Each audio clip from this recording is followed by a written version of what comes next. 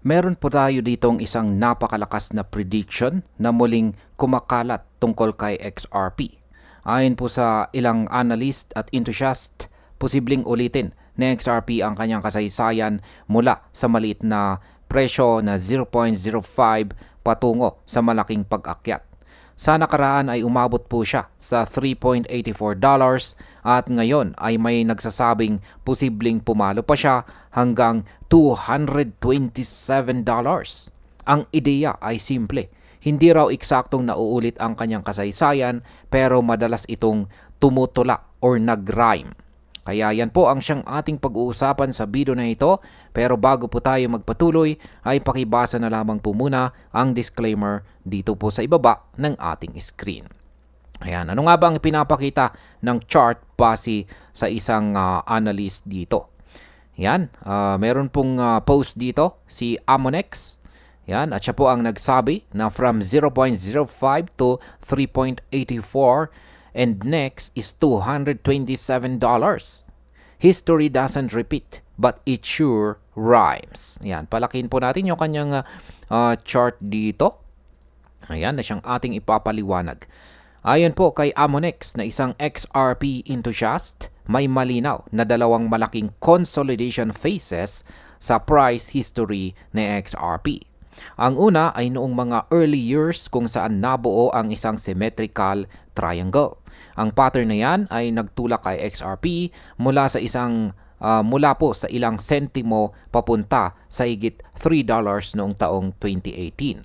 Ngayon, ipinapakita po ng chart na nasa loob muli siya ng isang mas malaki at mas matagal na triangle pattern na nagsimula pa noong taong 2018. Kaya sa market impact, ang ganitong klase ng matagal na compression or paghihigpit ng presyo ay madalas na sinusundan ng malalakas na galaw. Kung tama po ang analysis, posibleng maghanda sa XRP para sa isang malawakang breakout. Ngayon ay ano naman ang ibig sabihin ng $227 price target na yan? Ang prediction po na $227 ay hindi lamang basta random number. Ito po ay batay sa pag-scale ng dating breakout kumpara sa laki at haba ng kasalukuyang consolidation. Kung titingnan po natin, nangangailangan ito ng halos 7,978% na pagtaas mula sa kasalukuyang presyo na nasa $2.81. Para sa iba, ito po ay tila sobrang taas. Ngunit tandaan po natin na noong nakaraan ay halos ganito rin ang naging galaw na XRP mula sentimo papunta sa dolyar. Kaya sa market impact, kapag nagsimula po ang ganitong uri ng rally, maaari itong magbukas ng panibagong yugto ng FOMO at dagdag na capital inflow hindi lang mula sa retail traders, kundi pati mula sa mga institutions. Ngayon ay bakit po sinasabing hindi na uulit ang kasaysayan pero nag-rhyme ito? Ang ibig pong sabihin ng kasabihang ito ay hindi eksaktong uulitin na XRP ang parehong galaw at parehong presyo. Ngunit maaari po niyang sundan ang parehong pattern sa mas malaking scale.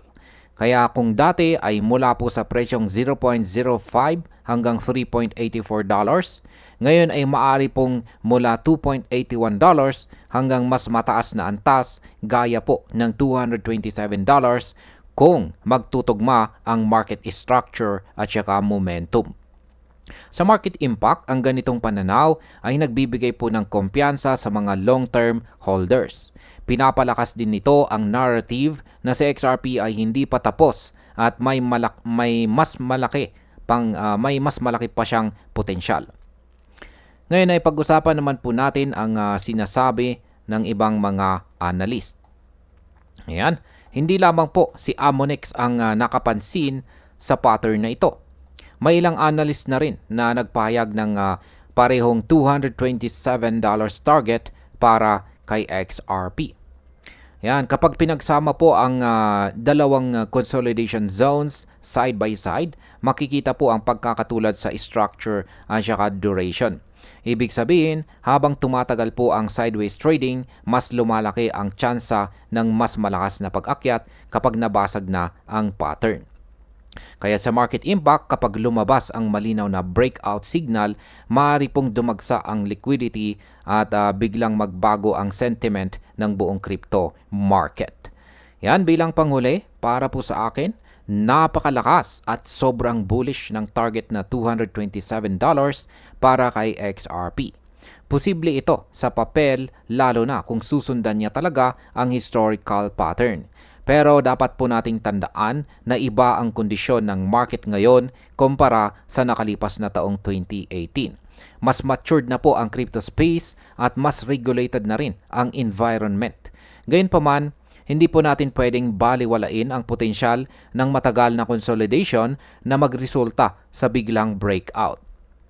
Para po sa mga traders at investors, ang pinakamalaga po ngayon ay bantayan natin kung kailan po mababasag ang triangle pattern dahil yan ang magsisilbing kumpirmasyon kung magsisimula na ang malaking galaw ni XRP. Riyan hanggang dito na lamang po tayo sa video na ito mga ka-crypto. Marami pong salamat sa panunood. Ingat po tayo lagi at God bless po sa ating lahat.